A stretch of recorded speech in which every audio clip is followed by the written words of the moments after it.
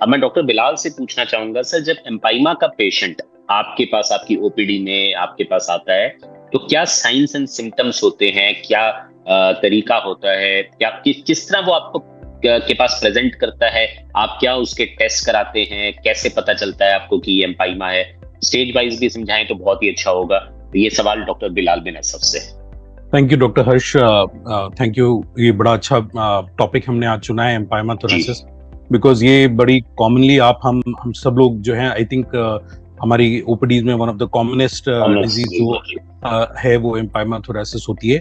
और जैसा कि डॉक्टर अरविंद सर ने बताया कि इसका बेसिक कारण क्या होता है कि जो लंग्स के अराउंड जो फ्लूइड होता है नॉर्मल सिचुएशन में, वो इन्फेक्ट हो जाता है। सो यूजुअली अगर हम किसी भी इन्फेक्शन की बात करें, तो जो आपने ये सवाल पूछा कि लोगों को क्या लक्षण आते हैं, तो अमूमन तौर पे अगर इन्फेक्टिव कॉज होता है एम्पाइमा थोरेसिस का, जो कॉमनेस्ट कॉज होता है उस तो बुखार, चेस्ट पेन, सांस लेने में दिक्कत, ये 3 मेजर प्रॉब्लम्स लेकर के स्टार्ट करता है यूजुअली। तो सबसे पहली जो कंप्लेन्स आती हैं मैक्सिमम मरीजों को, अगर वो इन्फेक्शन जो है निमोनिया के कारण होता है या पैरानिमोनिक इफ्यूजन जिसको हम लोग कहते हैं, तो पहले लंग्स में इन्फेक्शन होता है। लंग्स में इन्फेक्शन होने के कारण एक्स्ट्रा वहां प्लूरल स्पेस में पानी बनता है और वो पानी इवेंचुअली इन्फेक्ट हो जाता है, तो एम्पाइमा बनता है। तो अगर हम पैरानिमोनिक की बात करें तो ऐसे मरीज सबसे पहले बुखार, तेज बुखार, खांसी और सांस लेने में दिक्कत लेकर के आपके पास प्रेजेंट करते हैं। और कुछ लोग जो हैं वो चेस्ट पेन लेकर के भी प्रेजेंट करते हैं। तो अगर किसी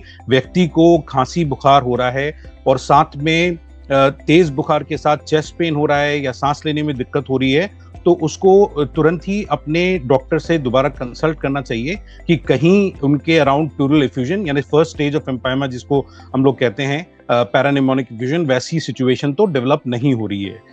इसका एक दूसरा पहलू डॉक्टर हर्ष बड़ा इंपॉर्टेंट है, वो होता है ट्यूबरकुलर एम्पाइमा। हमारे कंट्री में ट्यूबरकुलोसिस जो है वो बहुत कॉमन कॉज होता है एम्पाइमा थोरेसिस का। इनफैक्ट हमारी ओपीडी में पैरानिमोनिक से ज्यादा हमारे पास ट्यूबरकुलर एम्पाइमास आते हैं। जो ट्यूबरकुलर एम्पाइमास होते हैं वो क्लासिकली जो है प्रेजेंटेशन में बुखार आना या ना आना प्लस माइनस होता है, but most of these patient का सबसे पहला जो कंप्लेन होता है कि उनको चेस्ट डिस्कम्फर्ट होता है।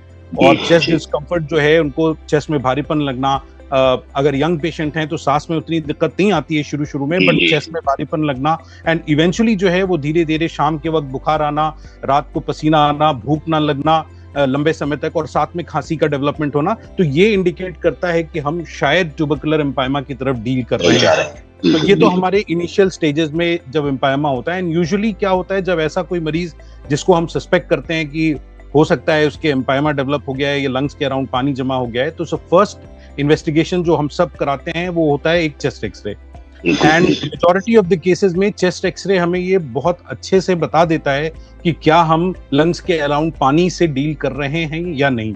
और अगर लंग्स के अराउंड पानी हमें दिखता है तो डिपेंडिंग अपॉन वो पानी कितना है उसी हिसाब से हम ट्रीटमेंट उसका स्टार्ट करते हैं। बिकॉज जब पानी है तो हमें उसका कॉज ढूंढना बहुत जरूरी है। जैसा कि मैंने आपको बताया, जो 2 मेन कॉजेज हैं, एक तो निमोनिया के अराउंड जो नॉर्मल निमोनिया जो होता है उसके अराउंड एम्पाइमा होता है, और दूसरा एम्पाइमा ट्यूबरकुलर होता है। तो ट्यूबरकुलर एम्पाइमा को सही से डायग्नोस करना बड़ा इंपॉर्टेंट होता है। और इसीलिए ऐसे सारे केसेस में जब हम लोग देखते हैं तो हम एक कॉन्ट्रास्ट एनहांस सीटी स्कैन कराते हैं।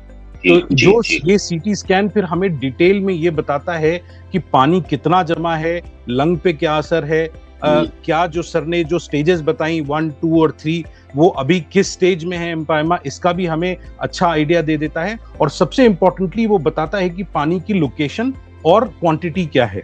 जी बिल्कुल। ये इंफॉर्मेशन हमारे पास आ जाती है और हम ये सस्पेक्ट करते हैं कि हाँ ये प्लूरल इफ्यूजन है जो कि एम्पाइमा हो सकता है। तो जो नेक्स्ट स्टेप होता है यूजुअली वो ये होता है कि उस पानी की जांच की जाए कि उसमें किस तरह का इन्फेक्शन है, क्या ये इन्फेक्शन के कारण है जो हमारी सोच है।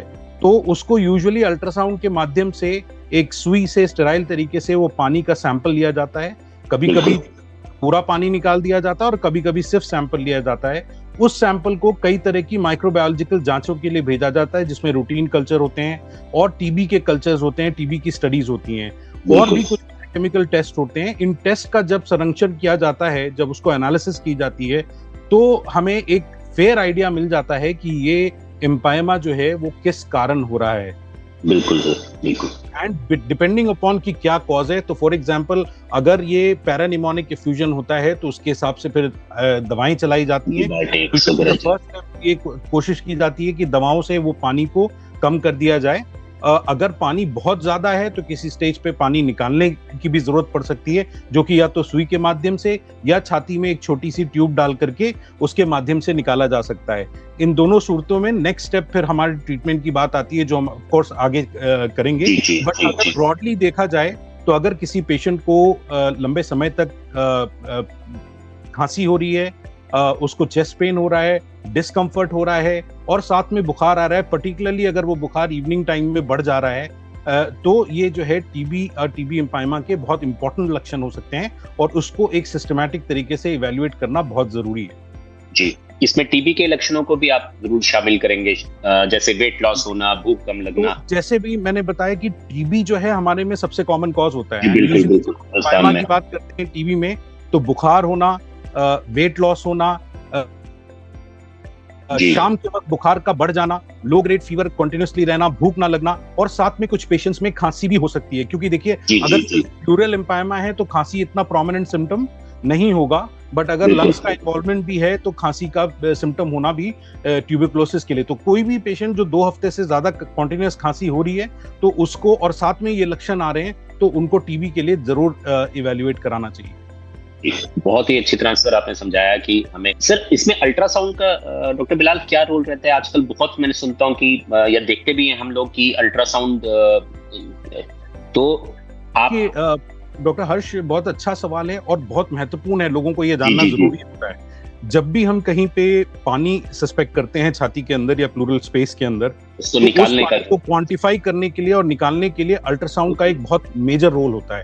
अल्ट्रासाउंड 2 तरह से हमारी हेल्प करता है। एक तो जब हम उसको प्रोब के जरिए देखते हैं तो वो पानी किस तरह का पानी है उसका भी हमें आइडिया देता है कि, और वो स्टेज ऑफ एम्पाइमा के बारे में बताइए। अगर क्लियर वाटर दिख रहा है, उसमें कोई कोर्स पार्टिकल्स नहीं दिख रहे हैं, तो वो लगता है कि वो क्लियर प्लूरल एफ्यूजन है, अर्ली स्टेज का है। और अगर उसमें फाइन कोर्स पार्टिकुलेट मैटर दिखते हैं तो ये भी पता चल जाता है कि वो शायद इन्फेक्टेड हो रहा है। और कभी कभी लोक्यूलाइज यानी कंटेंट कलेक्शंस का भी हमें उससे पता चलता है। दूसरी सिचुएशन होती है, जैसा मैंने बताया था, कि पानी निकालना 2 चीजों के लिए इंपॉर्टेंट है। एक तो हमें डायग्नोसिस के लिए चाहिए होता है, और दूसरा चूंकि पानी अगर ज्यादा भरा हुआ है तो पेशेंट को ब्रीदिंग डिफिकल्टी और सिम्टोमेटिकली रिलीव करने के लिए उस पानी को पूरी तरह ड्रेन करना इंपॉर्टेंट होता है। तो चाहे वो पानी आप जांच के लिए निकालें, चाहे उसको कंप्लीटली थेरापेटिकली ड्रेन करने के लिए निकालें, चाहे चेस्ट ट्यूब के माध्यम से, अल्ट्रासाउंड हमें गाइड करता है कि हम सही जगह से पानी निकाल पाएं या सही जगह से ट्यूब डाल पाएं, ताकि सारा का सारा पानी पूरी तरह से निकल जाए। Thank you sir, thank you.